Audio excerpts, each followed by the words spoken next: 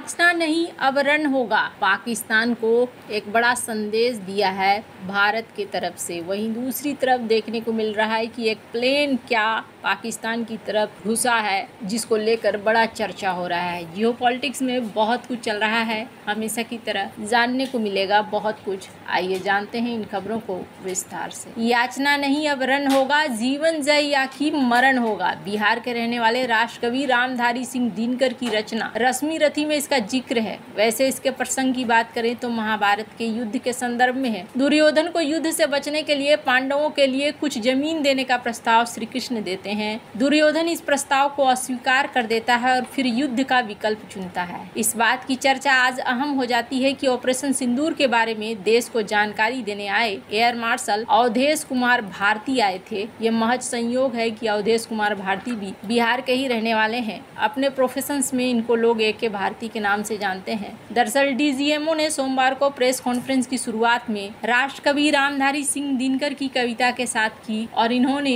भारतीय सेना के पाकिस्तानी मिराज का मलबा भी दिखलाया और यहाँ इन्होंने सीधे सीधे सारी चीज़ों को दिखलाया कि किस तरीके से यहाँ भारत ने सारी पाकिस्तान की सोची समझी रणनीति को धराशायी करके रख दिया है। पर इन सब के बीच ना कुछ चीज़ें बहुत ज़्यादा चर्चा में आ रही हैं और इसमें से एक है कि क्या पाकिस्तान में भूकंप आया था। वैज्ञानिक डॉक्टर राम श्रीवास्तव ने सोशल मीडिया पर एक बड़ा दावा किया है। उन्होंने कहा कि जिस समय भारतीय वायुसेना ने ब्रह्मोस मिसाइल से पाकिस्तान के सरगोदा के पास परमाणु बंकरों को निशाना बनाया, उसी समय वहां भूकंप आया। उनका मानना है कि ये भूकंप परमाणु हथियारों के नष्ट होने का संकेत हो सकता है। हालांकि ये उनकी निजी राय है। इस दावे के बाद सोशल मीडिया पे कई तरह की बातें होने लगी। कुछ लोग इसे परमाणु परीक्षण बता रहे हैं तो कुछ इसे भारत की रणनीतिक जीत मान रहे हैं। डॉक्टर राम श्रीवास्तव ने फेसबुक पोस्ट पर ये बात लिखी। उन्होंने कहा कि जिस समय ब्रह्मोस मिसाइल पाकिस्तान के सरगोदा के पास बने परमाणु हथियारों के बंकरों की ओर निशाना साध रहे थे, उसी समय 4 रेक्टर स्केल का भूकंप आया। ये बंकर जमीन के अंदर बने हुए थे और 1.5 मीटर मोटे कंक्रीट से बने थे। उन्होंने सवाल उठाया कि क्या यह भूकंप परमाणु हथियारों के खत्म होने का इशारा है। उन्होंने ये भी साफ किया कि यह सिर्फ उनकी अपनी सोच है। उनके इस बयान के बाद सोशल मीडिया पर तरह तरह की प्रतिक्रियाएं देखने को मिली। कुछ लोग इसे पाकिस्तान का परमाणु परीक्षण मान रहे हैं, कुछ लोग भारत की सोची समझी रणनीति का हिस्सा मान रहे हैं। एक यूजर ने तो यहाँ तक लिख दिया कि अगर पाकिस्तान के परमाणु ठिकानों को नुकसान हुआ तो ये दुनिया के लिए अच्छी खबर है। आपको बता दूं 9 से 10 मई की रात को पाकिस्तान के कई इलाकों में भूकंप के झटके महसूस हुए। भूकंप की तीव्रता रिएक्टर स्केल पर 4 मापी गई। भूकंप का केंद्र जमीन से 10 किलोमीटर नीचे था और इसका अक्षांश 29.67, देशांश 66.10 दर्ज किया गया। अभी तक सरकारी एजेंसी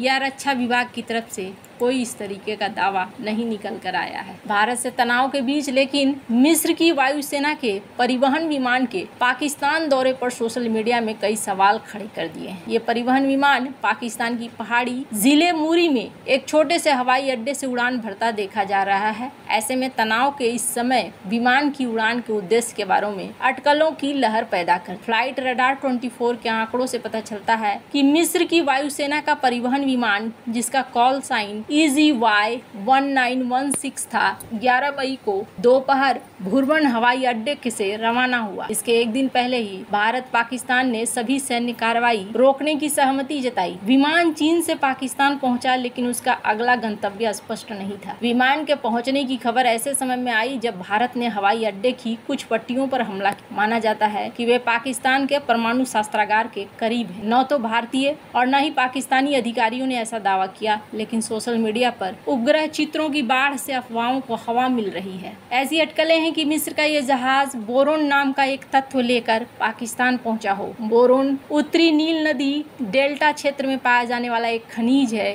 कई तरह के उद्योगों में इसका व्यापक इस्तेमाल होता है और इसमें रेडियो एक्टिव विकिरण को अवशोषित करने की क्षमता होती है। अपने इन गुणों के कारण इसका उपयोग परमाणु ऊर्जा क्षेत्र में भी किया जाता है। बोरेट्स विशेष रूप से आइसोटॉप बोरोन 10 परमाणु ऊर्जा संयंत्रों के सुरक्षित संचालन के लिए महत्वपूर्ण है। यूरेनियम विखंडन से थर्मल न्यूट्रॉन को अवशोषित करने की क्षमता के कारण बोरोन 10 का व्यापक रूप से दबाव युक्त और उबलते पानी के रिएक्टरों को नियंत्रित करने और स्थिर करने में उपयोग किया जाता है। आपातकालीन परमाणु प्रतिक्रिया प्रयासों में बोरोन एक महत्वपूर्ण घटक रहा है। यूक्रेन में 1986 के चेरनोबिल आपदा के दौरान रेडियोधर्मी उत्सर्जन को दबाने और परमाणु प्रतिक्रियाओं को रोकने के लिए उजागर रिएक्टर पर रेत, बोरोन, मिट्टी और सीसा का मिश्रण गिराया गया था। पाकिस्तानी एयरबेस पर भारत के मिसाइल हमलों के बाद, जिसमें इस्लामाबाद के पास रणनीतिक रूप से महत्वपूर्ण नूर खान एयरबेस भी शामिल है, सवाल उठ रहा है कि क्या हमलों ने संवेदनशील परमाणु सुविधाओं को प्रभावित किया है। पाकिस्तान की सेना ने पुष्टि की है कि उसके 3 वायुसेना ठिकानों पर भारतीय मिसाइलों ने हमला किया, जिसमें रावलपिंडी में नूर खान एयरबेस शामिल है, जो पाकिस्तान के सेना का मुख्यालय है। नूर खान बेस पाकिस्तान के परमाणु कमांड बुनियादी ढांचे के लिए भी महत्वपूर्ण है। न्यूयॉर्क टाइम्स की